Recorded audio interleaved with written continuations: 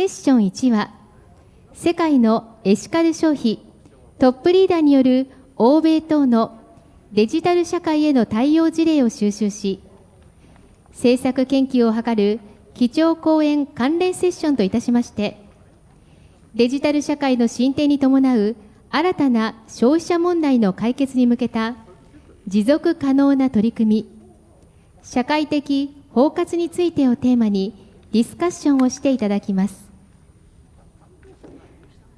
コーディネーターは、東京都市大学名誉教授、一般社団法人日本エシカル推進協議会会長、中原秀樹様にお願いいたします。また、パネリストの皆様は、先ほど素晴らしい基調講演をいただきました4名の皆様に引き続きお願いいたします。それでは、中原様、よろしくお願いいたします。はい、どうも、ご紹介ありがとうございました。皆さんの白熱した基調講演で、だいぶ時間が押してしまったもんでですね、最後はいろんなイベントの関係上、12時50分にはですね、終わりたいと思います。で、まず、今の基調講演の中でですね、これだけは言い残したんだけれどもという方がいらっしゃったら、手を挙げて、補足説明をして結構ですけど、ただし、2、3分以内でやめていただきたいという条件です。いかがですか？はい。いないですね。はい。ご協力ありがとうございます。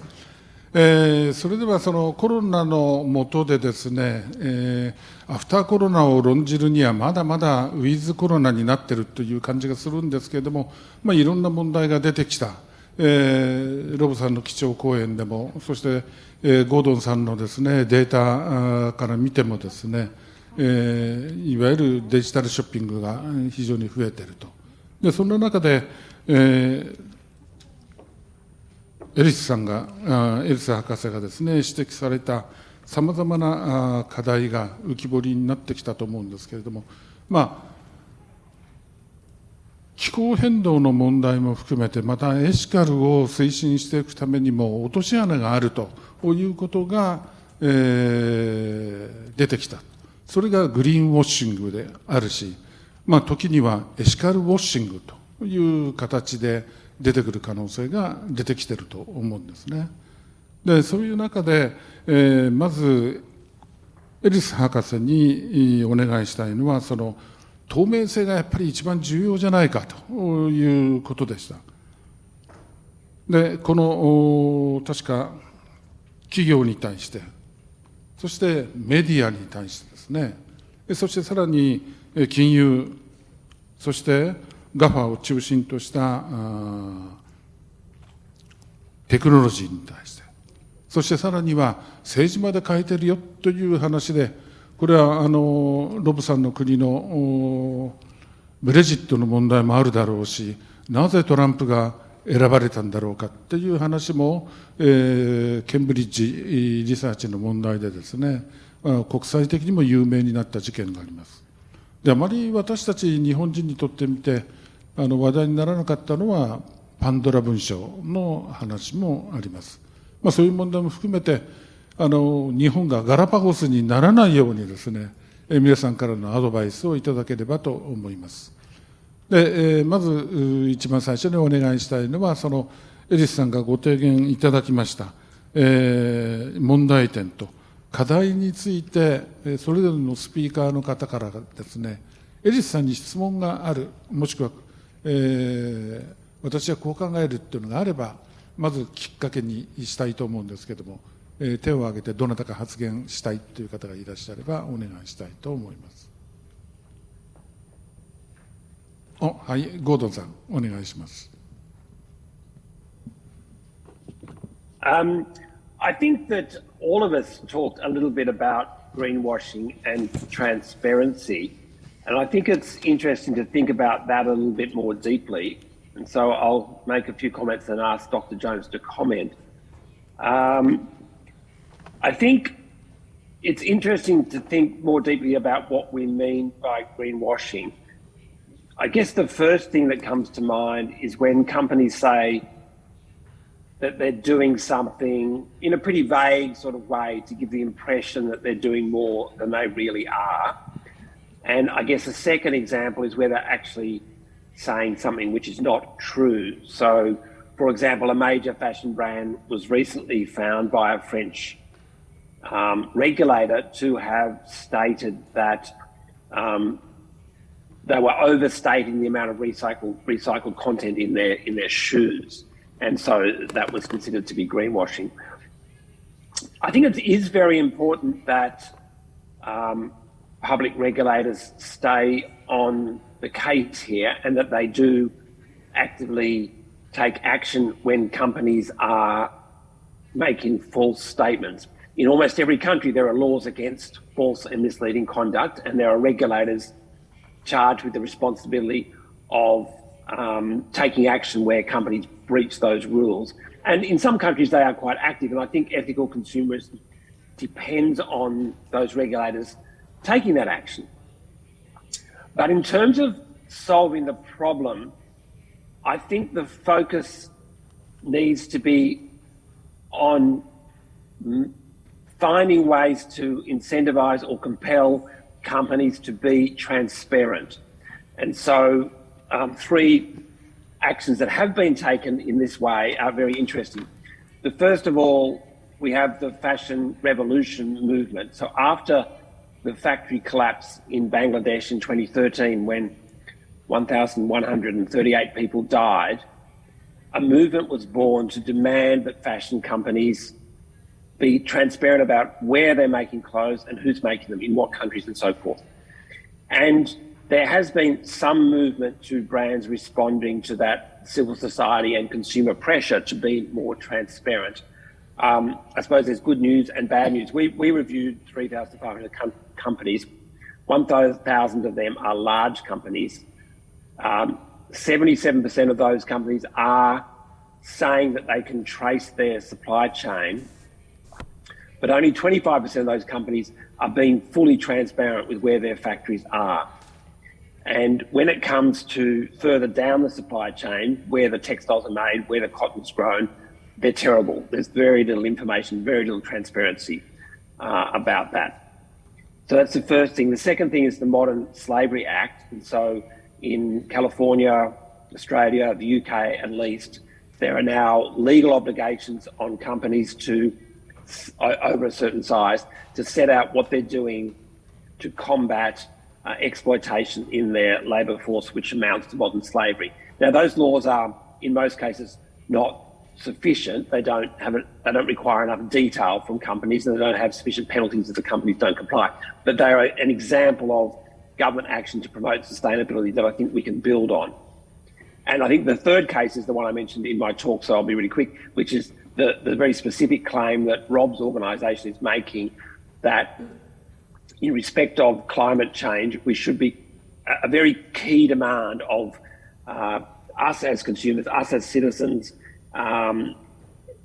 directly or through our civil society organisations, is to ask governments to require companies to disclose to measure and disclose their climate change impact. And so I guess my basic point is focusing on greenwashing is fine, but a solution, I think, is not to say lie less. I think the solution is to say tell the truth more, to give more information, to be more transparent. I'd love to get comments from the other three panelists on that idea, but starting with Dr. Jones, obviously. Yeah, that's a great point, Gordon. A couple of things. So three things I think are important to note here. One is that the kind of transparency I'm talking about is very specific. It's what I call practical transparency. So you could have all kinds of transparency that are actually not useful.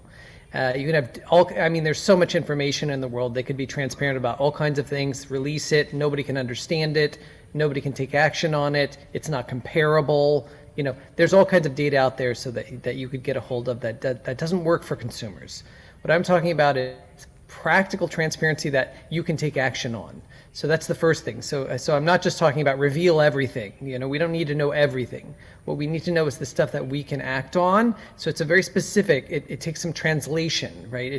We have to take the data and then we have to turn it into stuff that consumers can understand so that they can actually make decisions based on it. Just like when you do that for politicians, you need things that voters can understand so that they can actually go to the ballot box and vote, based on that information, not just big books on, all the legislation that's been passed. That's not useful. The second thing is, as I was digging into the politics angle in particular, PolitiFact, which is the organization that I get most of my data from, has the largest and longest data set on publicly fact-checking politicians. And what they found early on is that you can't just talk about politicians that tell the truth and lie. You actually have to come up with a scale. So they have a scale that is 100% true, so true, mostly true, half true, mostly false, false, and pants on fire. Okay, so that they have to come up with 6. That's how sophisticated this stuff is, and I think it's totally informative because it's exactly like greenwashing. Greenwashing is not, oh, you lied or you're telling the truth. It's not that easy anymore. It's not a dichotomy. What we need is a scale. Just like A to F or 5 stars to 1 star on Amazon, right? You need a scale to be able to track the difference between 2 stars and 4 stars and 1 star and 5 star and no stars. So we need a scale for that kind of transparency because, again, we're not going to ever find a politician that has never lied in his or her life before. And at the same time, I don't think we should throw up our hands and say, well, we just give up. Companies are going to do what they're going to do or politicians are going to do what they're going to do. So we need that kind of scaling, which I think is really important. The other thing is, I think we need to think about these leverage points because I think you're exactly right in that ultimately we need the governments to step in and respond and regulate and demand some of this transparency to make it a part of regulation. And not because I think the government needs to solve the problem, but because I think that many of these private companies, they just understand the playing field. They understand their competitors. And if their competitors are not being transparent, it's a disadvantage for them to be transparent. And so they're not going to stick their neck out and get their head chopped off, right? Like when they are, see all this competition that's absolutely brutal. What they want to do is wait until everybody has to be transparent. And then, of course, they're happy to do it because they know every one of their competitors has to do it. And once that is the case, that's where I think governments can come in. And again, they have to do it though in a way that's not just that is actionable. Like I think it was Ruth that said point of purchase information, right?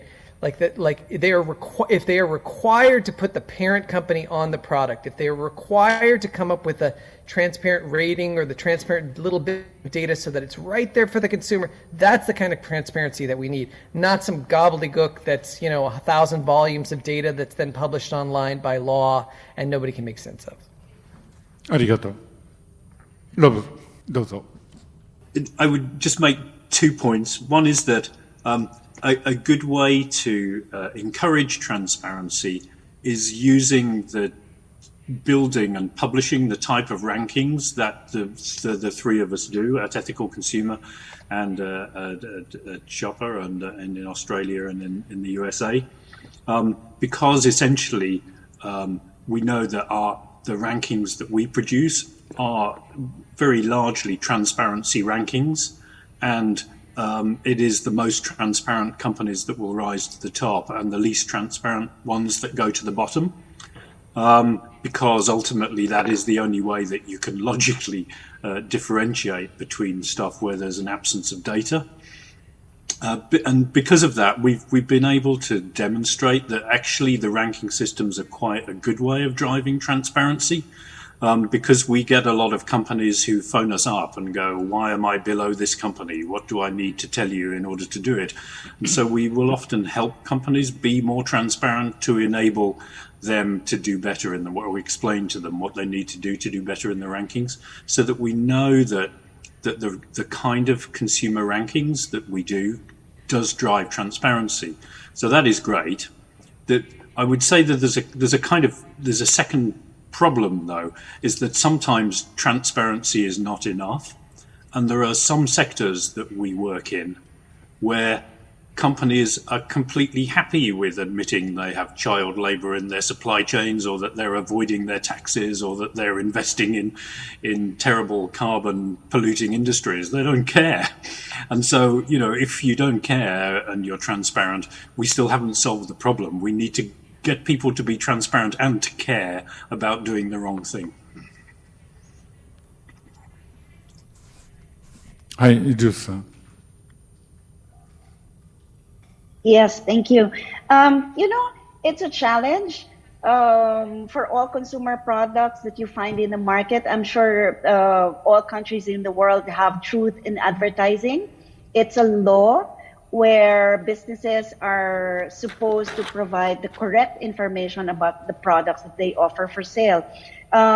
We understand that there's a huge task for government to address this. It's a challenge, Ellis, which governments around the world would need to do, because yes, there are a lot of complex and opaque businesses that do not provide the correct information.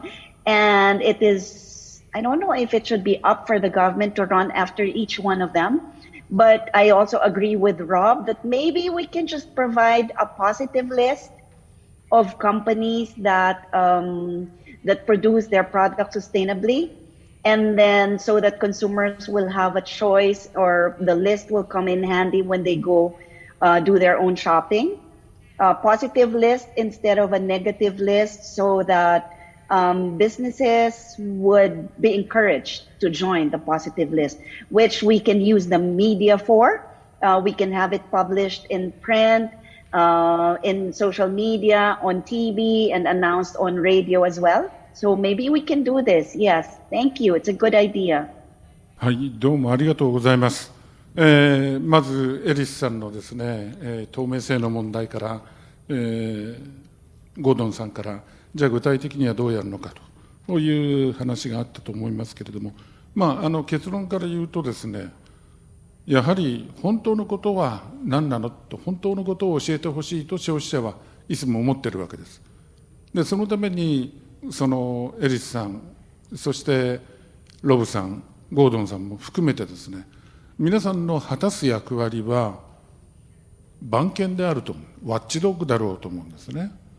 でその中で情報の整理をすることも必要だと思う。でその出てきた情報、もう隠すものは何もないんだというこのデジタル化の中で交通整理をきちっとやらないといけない役割があるのがルースさんだと思うんですね。でその上で表現するときに一番大事なことは、分かりやすく消費者が、市民の人たちが理解できるような一つの表現をしていかないと共感を得ないし、またシステムを変えることができないんだと思います。でそうしたときに次の問題として議論いただきたいのがですね、デジタル化、20世紀までは産業革命の時代だということでよく言われてます。21世紀は情報革命の時代だと言われてます。であらゆるそのイノベーションがそちらの方に向いてますけれども、さあ産業革命が残したものは何だったのかという反省をすると、気候変動をもたらし地球環境を破壊してきたという事実があります。じゃあ私たちは情報革命によって、デジタル化によってどういう一つの未来を作っていくのか、その時にデジタル化と消費者市民というのがどういうふうな世界を望んでいるのかということは全く聞かれないまんまですね、誰も聞くことなくどんどん技術が先行しているという事実もあると思います。でそういう中で、ロブさんがですね、言ってくれたそのディスインフォメーション、虚偽情報がどんどん出てくる、もしくはこの中でヘイトスピーチというものがなんでこんなに出るんだろうかということがあった。そして最近はフェイスブックによってですね、いや小さな子どもたちまで被害が及んでいるよという話が出てきております。さあこういう問題についてできれば議論をしてほしい。でまずそういう意味ではそういう産業も含めてですね、国がどういうふうにデジタル化を考えているのかということで、まずきっかけ、ルースさん、デジタル化に対して、ご意見を伺いたいんですけど、よろしくお願いします。Fake news is very prevalent, and the Philippines is not spared. So what we do, what government does is have its own communication system going to correct the news spreading around, the fake news going around.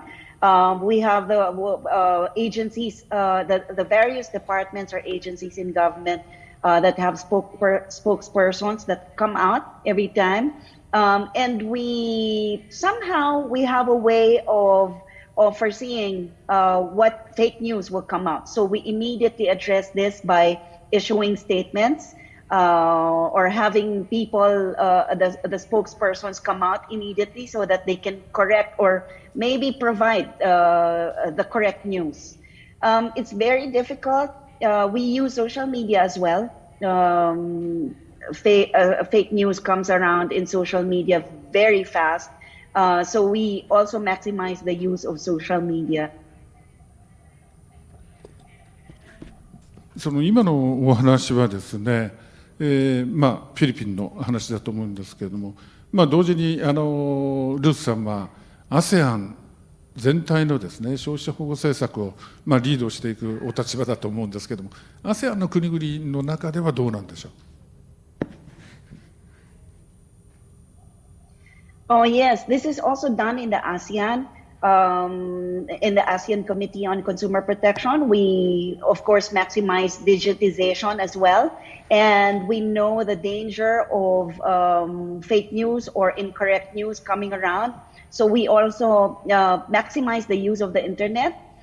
In government websites, correct information is put in place.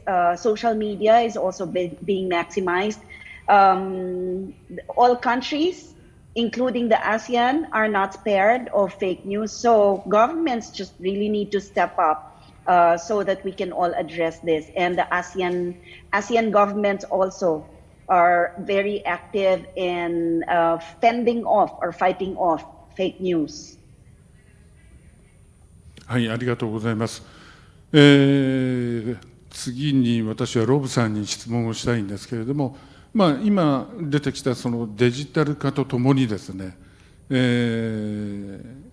皆さん方は今度はワッチドッグとしてですね、どういうふうにそれが健全な形で情報が提供されているのかっていうことをチェックする責任が私は皆さんあるだろうと思うんですね。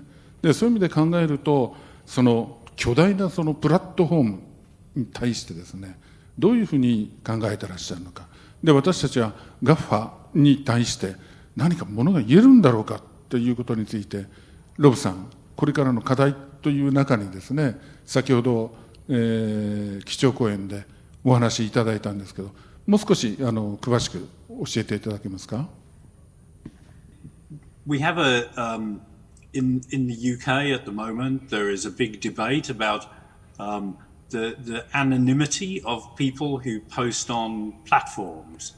And so there's a discussion about whether people should be required to present information of their names and addresses and this kind of stuff to stop people posting on platforms. And that's an important discussion, and that's happening around the world. And that's a really interesting debate.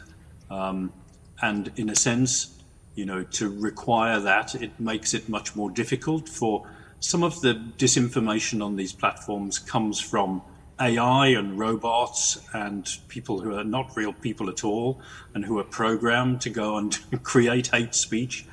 So we see a lot of technology involved in some of the problems that we create. And so we have observed.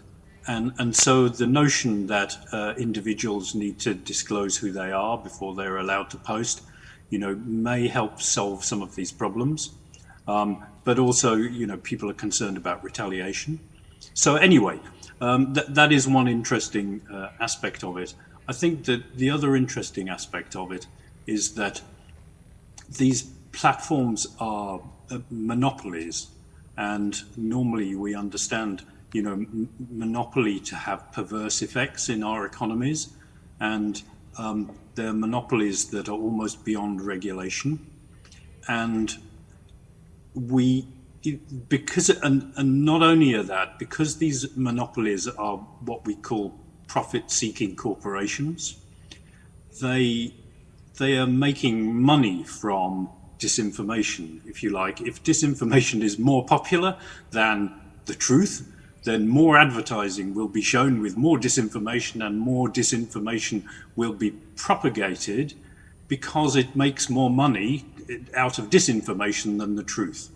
And because it is a machine that is generating profit and it is created by an algorithm, we have a problem here. Unless we are able to tell these corporations to put a human in between and say, hang about, we need to sense check what is happening here. And there have been really interesting revelations in the last couple of months from within Facebook and also from within Google about the nature of how these algorithms, how artificial intelligence is creating, is amplifying hate speech and misinformation rather than the truth. And so but how can we regulate these corporations? And at Ethical Consumer, we are looking at two discourses with interest. One is simply breaking up monopolies, which used to be done in the United States, in the idea of breaking up monopolies because they had become problematic and pernicious, is not radical left economics, it's mainstream economics, but it is difficult to do here. The other discourse that is interesting to us is about taking away the profit-seeking nature of the business and to cooperatize it, if you see what I mean, and to make the customers the owners of the business, who in some way can democratically decide about how it operates. So we're looking at those solutions, but they are very big problems, and they are problems of our time, of today. はい、ありがとうございます。で、そういう中でその巨大なプラットフォームを持つ GAFA 中心に、今世界経済を動かしているわけで、考えようによっては一国の経済よりもですね、予算よりも大きなお金を得てるわけですけれども、片一方で税金全く払ってないよということが言われてるわけですね。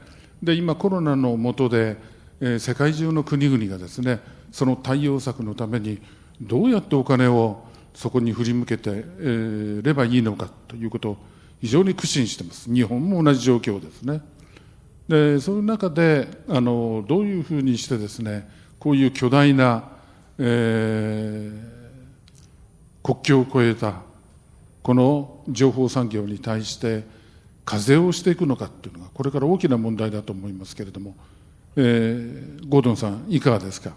I wouldn't say that I was an expert on tax. I believe that's more Rob Sun's area. But I think in Australia we have had a recent report written by the competition agency which has addressed the power of digital platforms. It's not so much about the tax, but it's similar to the sorts of things Rob was saying a moment ago in terms of exploring ways to regulate those platforms and provide consumers with and small businesses with remedies if they're not happy with what's happened and their dealings with those platforms. So maybe if you want to get a response on those tax issues, perhaps we should switch to Rob. I can answer if you like. In a sense, what has happened with the tax is that lots of countries have been introducing what they call digital services taxes, very specific taxes designed to tackle these five big companies, and they have been proliferating around the world. I think there were 68 of them last time we looked, either in law or coming into law. And as a result of that, there has been a big agreement at the OECD this year to change the way that digital economies are being taxed, and it's been a really important agreement occurred. It's now been backed by the G20, and it looks like it is going to come into effect in 2 years' time. So in a sense, it looks like the tax avoidance of the very biggest companies is going to be addressed by international cooperation around tax of the type that hasn't been seen for 100 years. So it really is the biggest change for the tax system globally that we've seen in 100 years, and that's really important. There is a bit of a problem that it might not capture Amazon, and people are still concerned about that. This is because Amazon has managed to grow very large without ever making a profit in many of the countries it operates in. So it is only able to tax profits. But really international cooperation and regulation has stepped in because the tax avoidance by the tech multinationals has become so extreme that pretty much everyone has chosen to act. Wanted to ask Rob a question about, isn't there a proposal to tax based on a minimum tax level based on revenue rather than tax paid in the country? Is that not one way to address that no profit problem? Yeah, yes, it is, but it's above it. Yes, it's the way that the landscape is drawn. So yeah, we don't know how it's going to work yet, but in a sense, it needs to be able to capture Amazon for it to have credibility, I think. But they have got their work cut out for them in order to do that. Yeah. ちょっと現実の議論としてですね、かなりシビアな話になったんですけれども、エリスさんが一番最初のスライドを見せてくれたときにですね、暗闇を光に変えたいと、まさにそうだと思うんですね。情報化が、デジタル化がですね、暗いんじゃしょうがないだろうと思います。これを明るい光を与えるためにはどうしたらいいのかということが一番大事だと思いますし、ルースさんは逆に国、そして国民、そして ASEAN を引っ張っていく責任もあると思います。後半の議論はですね、どうやって避けることのできないこのデジタル化の中でですね、私たちは明るさをちゃんと確保することができるのかという議論をしていきたいと思うんですけれども、まずエリスさん、この明るくするためにはどうしたらいいのかというのいくつかの提案をいただきました。で、それは最終的にはそのグローバルな協力体制を作ることだというのがおそらく結論だと思いますけれども、そこに行くまでのプロセスをですね、どう具体的に作っていくのかということをやらないと、抽象的な話はどうしようもないと思いますので、ご意見を、もしくはこういう点を付け加えるっていうのがあれば説明をお願いしたいんですけど。Yeah, I'd be happy to. So I think part of this process is having projects like ours, the ethical consumer rating projects, start to cooperate a bit more to create templates or workbooks or maps for different nation states to do exactly what we're doing and to learn from the lessons that we have learned to make it transferable from country to country. Very much like, we hope that COVID vaccines can be manufactured in various countries, and to do that they need maybe some patents and some expertise, and they need to share. Or if we're going to fight climate change, we need to exchange resources and ideas and creativity. So it's essentially the same thing. We need to start exchanging those resources and creating templates that can be utilized from country to country to be able to access. And again, this data is not easy to access anywhere. This is very sparse data. It's often, kept quite hidden by corporations and even governments. But to take the data that is available and to turn it into something that consumers can use, or citizens can use, or people consuming media can use, and begin to translate it into something very easy and accessible and free.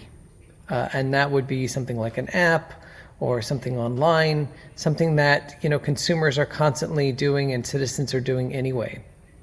And so I think, again, we need to start to make these maps available both at the local level and at the national level, and then begin to work to look at our systems and what kinds of strengths and weaknesses they have in evaluating these companies, to create something at the global level that we can all refer back to.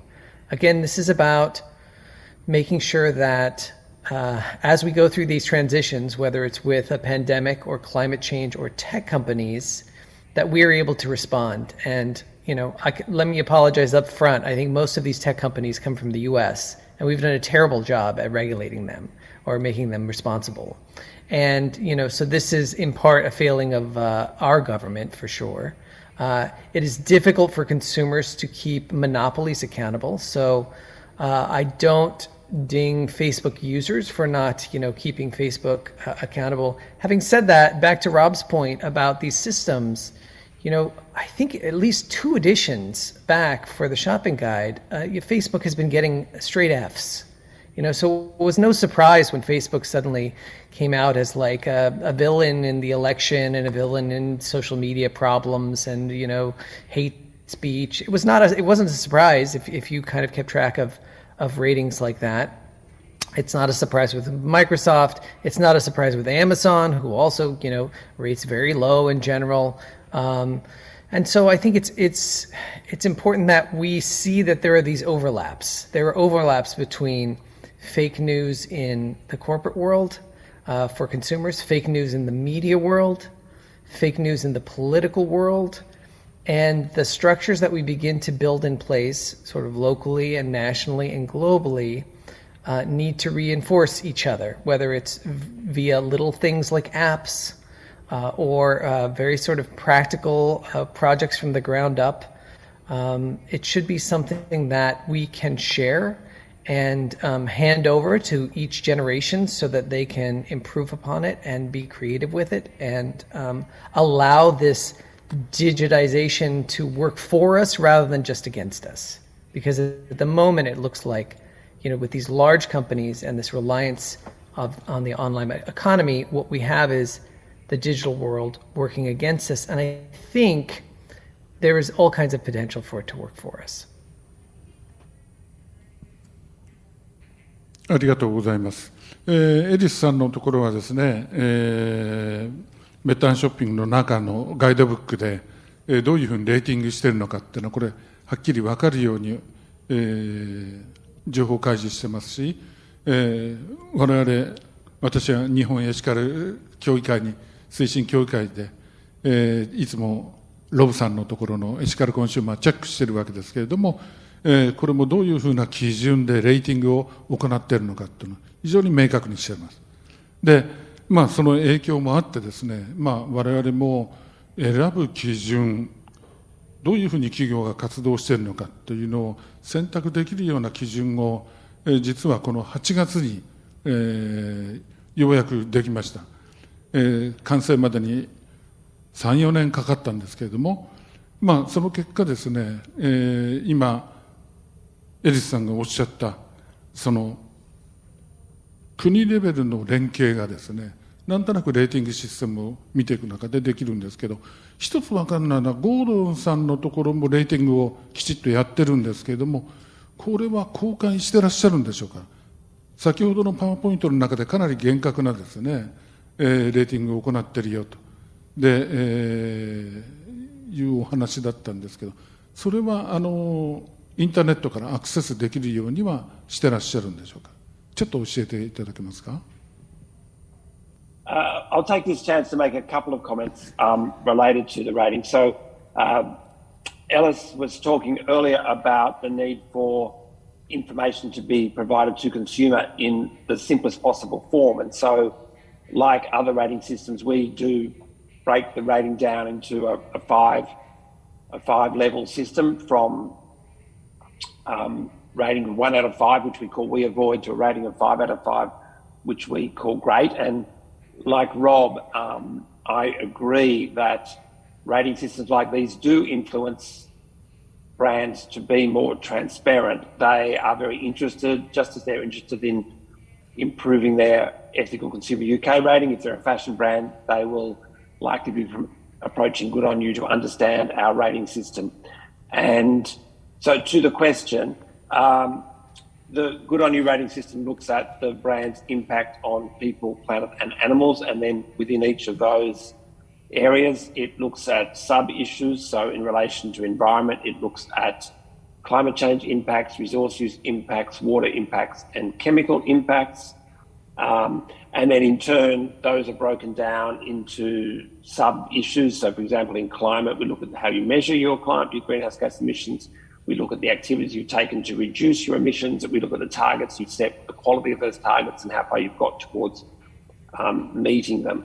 And so the entire rating system is based on, of course, on publicly available information.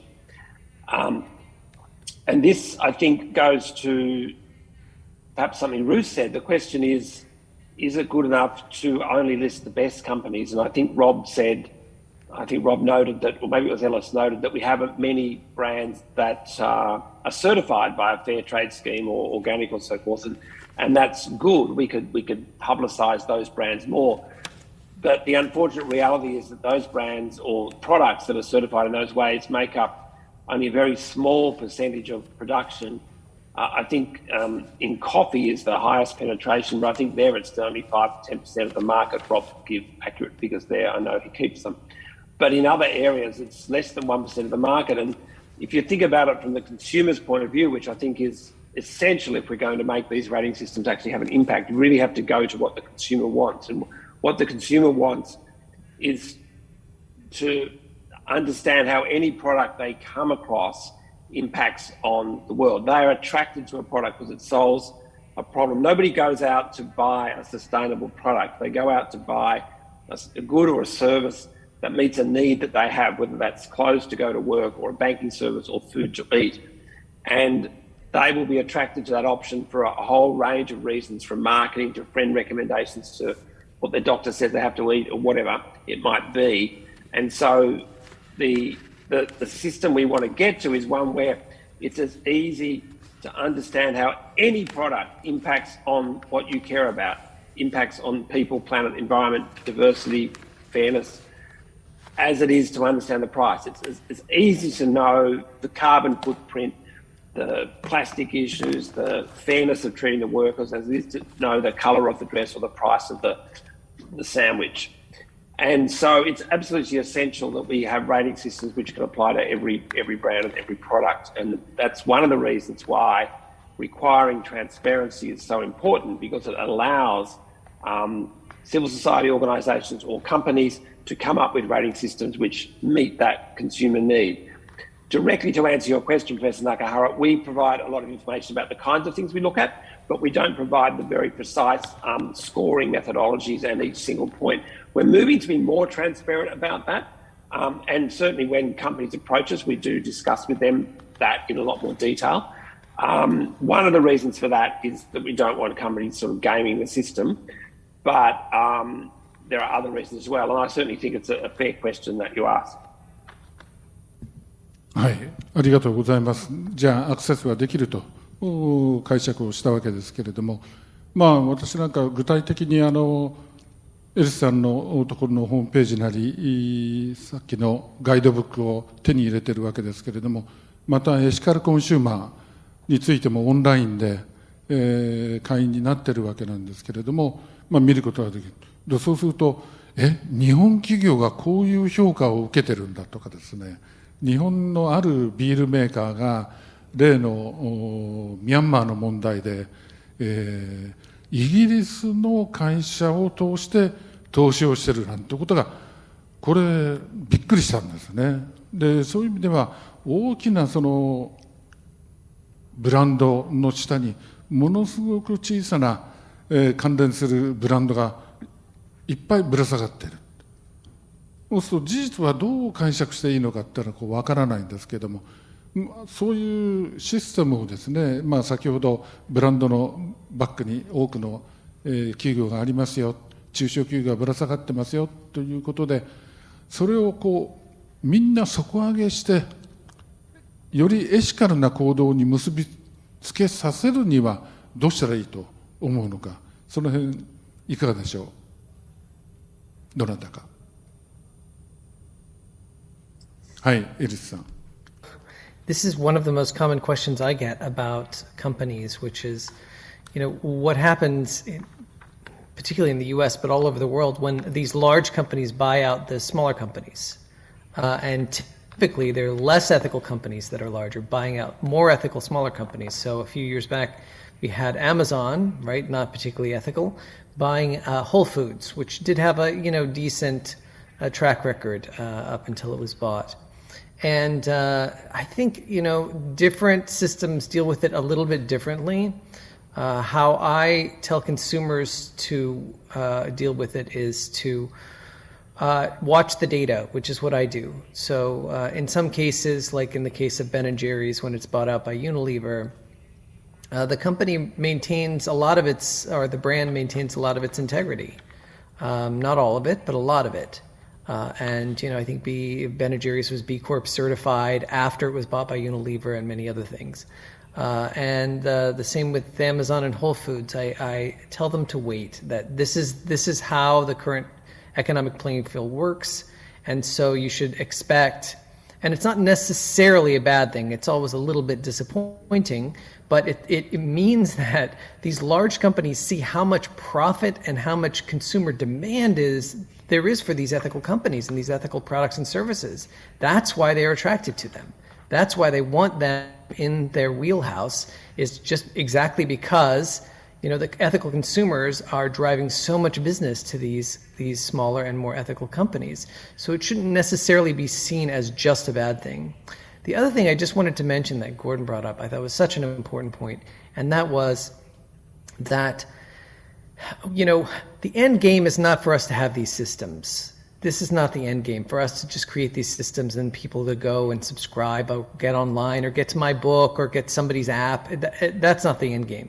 The end game is for consumers to walk into a supermarket and see right next to the price the ethical impact of the item in a form that is totally understandable. Whether it's the 1 to 5 star Amazon form, I don't know. If it's a color code, I don't know what it is, but it's got to be right next to the price. And when you pick up that product, in the US we have these nutrition labels on most food-based products on the back, right?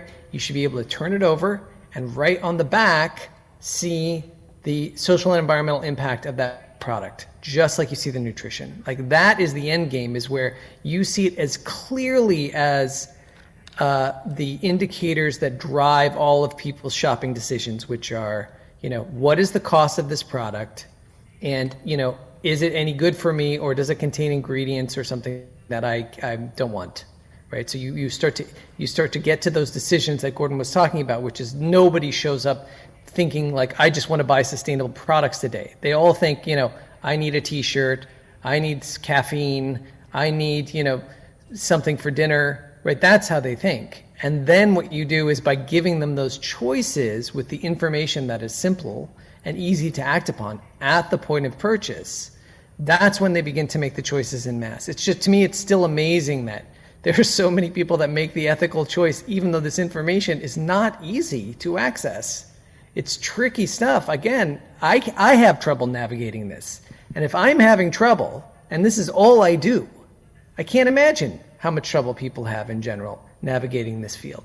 So I just really think that, we have to start thinking more broadly about how to decrease that gap and build that bridge toward getting to, like when you're on Amazon, the two things that people look at are the price, because they want, something that's inexpensive, and then the rating, and the reviews, right? And if that was exactly how it worked online and in the supermarket, except that the rating was an ethical rating or a sustainability rating, we'd be making a lot more progress. はい、ありがとうございます。ルースさん、ご意見がありそうな表情なんですけど。Yeah, I'm sorry.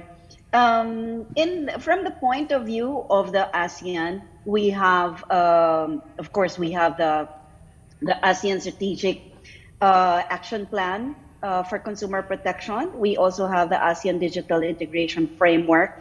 We have e-commerce related deliverables also. And then the ASEAN countries also learn from other countries around the world. And we have, of course, also experienced these challenges similar to what has been discussed. And so we have manipulation of consumers also, where consumers are defrauded. The term is defrauded because, like Rob says, what Ellie said, yes, it's important that the consumers would be informed immediately at the point of sale or right beside the product. So it's a discussion among the ASEAN countries that we're doing now, but we can probably also include this as an important focus as we finalize the e-commerce cooperation among countries. It's very important also that we need cross-border cooperation within the ASEAN. These issues do not happen in one single country alone. So it's important that we also work on this as a region. はい、ありがとうございます。レーティングの問題、これをどうやってシステム化していくのか。実は私、1996年にですね、日本の国内でグリーン購入ネットワークというのを立ち上げました。最初はグリーン購入なんていうとですね、緑を売ってるとこなのっていうふうに誤解をされて、植木屋さんの集まりかしらっていうことだったんですね。でところが、2000年、1年ですかね、グリーン購入法という形で、政府の調達ですね、公共機関の調達をいわゆる環境物品にしましょうということで、一気に市場が変わってきた。で、消費者もですね、グリーン購入に対する認知度はわずか 5% ぐらいしかないんです。95人はもう知りませんよという話だったんですけど、今や日本企業の多くがですね、グリーン化、すなわち省エネであったり省資源であったり、そういうことに関心を持ってものづくりもそうやった。で消費者の方も、そこにシフトするようになった。ところが、今日私がこうバッジをつけてますけど SDGs ね、もう2030年まで、ゴールがすぐ目の前に来てるんですけども、さあ誰一人として置き去りにしないぞっていう、非常に耳障りのいい表現なんですけど、ある意味でこれはもしかすると国連に集まった国々がですね、その参加と統治の問題を議論しただけで、具体的に17の目標、169の項目を分かったら何か変わるんでしょうかっていう部分がなかなか見えない。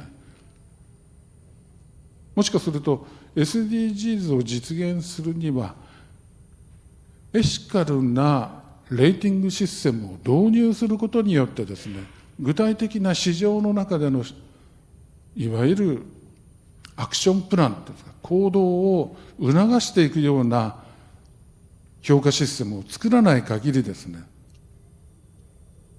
世の中のシステムって変わらないんじゃないかなっていう感じがします。でそういう意味では、エリスさんの方から出てきたその具体的なレーティングシステム、それと同時にグローバルな協力が必要だということで、もし、ロブさんエシカルコンシューマーに協力していただいてですね、ASEAN のためにアジアのためにレーティングシステムを作るのに協力してくれないかと。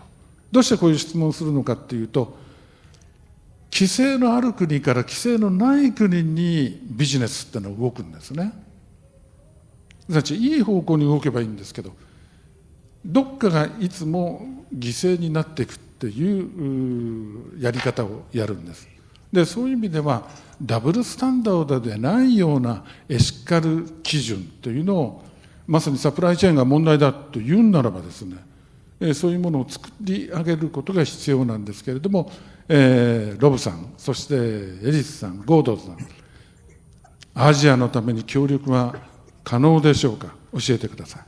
Okay, I will reply, and I hope I won't make things too complicated, because in theory it is a good idea. So Professor Nakahara mentioned the government procurement in Japan, which was early and quite advanced. And I think if we are to have, proper international cooperation, there are some big players out there with good resources who can analyze company behavior and product choice to a very great level of skill. And these include big financial corporations and ethical investment. They do a lot of analysis out there. And also governments' own procurement programs can do some very serious analysis. And at Ethical Consumer, we are struggling with the expertise to look at the quality of net zero plans that companies are coming out with every 5 minutes. Is this net zero plan rubbish or is it great? And you need a lot of skill and expertise to understand business sectors and climate scenarios in order to make those judgment calls. And there's a lot of complexity there. And, we would, at an Ethical Consumer, we're working with groups in Norway and the Netherlands and some in Japan to try and share our data. But it is very complicated work. And I think for a big collaboration like this, we need both the governments and the investment community to become involved because of the resources that they can bring to it. There's a fantastic collaboration called the Business Human Rights Benchmark, huge collaboration with Norwegian government funding and all this kind of stuff that does really important benchmarking. And these are really useful things to feed into consumer markets, and to make it work globally, we need to bring these people on board too. I want to say that totally agree with Rob that it's not to be underestimated, not just the work to be done to establish a credible methodology and keep updating it. I mean, we've taken on the challenge only in one sector, whereas Rob's organisation looks at, I guess, dozens of sectors where the material issues will vary. The impacts of different kinds, the impacts of banks are obviously quite different to the impacts of energy companies and fashion companies. And so even just maintaining an up-to-date methodology in one sector is a challenge and requires a lot of ongoing research and consultation. So every year or so, we will review our methodology and add new issues that we think fashion brands should be held accountable for. And I think this is where Ellis's point is about cooperation between rating schemes, which I think is a great idea. But I think the other thing to promote is cooperation between rating schemes and sources of information that can inform those rating schemes. And so working to identify best practice in a sector so that the judgment call doesn't need to be made by the rating scheme, but the judgment call is made in the sector. So, for example, one of the ways we deal with climate change is that we have very specific things we want people to address. And when it comes to targets, we're going to say that science-based targets have been widely accepted as the number one way to go about it. And so we're going to reward brands more for adopting what is widely agreed best practice. This doesn't solve all the problems by any means. It doesn't solve the problem that Rob specifically averted to in terms of assessing progress. But I think part of our job might be to encourage other organisations to be the experts on specific things. There's a great initiative in the apparel industry called the Open Apparel Registry, which is bringing together the work of civil society organisations, unions and companies to gradually map out where all the hundreds of thousands of textile supplying factories are in the world and which brands use them. So that this, you can start to do all sorts of interesting things with that data to kind of assess which factories brands are using, the quality of the factories, and you can work from there, and you can actually move beyond brands' own data to find out some things about their actual impacts. So there is no silver bullet, but I think there's a network of overlapping initiatives that promote collaboration and cooperation in different, both horizontally and vertically, if you like. Oh, yes. Thank you. I mentioned earlier the ASEAN Strategic Action Plan on Consumer Protection. This supports the development and implementation of policies for sustainable consumption. I also mentioned in my presentation the Sustainable Consumption Toolkit project, which was proposed by the Philippines on the promotion of sustainable consumption and production. And this is funded by the government of Japan through the Japan-ASEAN Integration Fund. We are most willing to share the toolkit.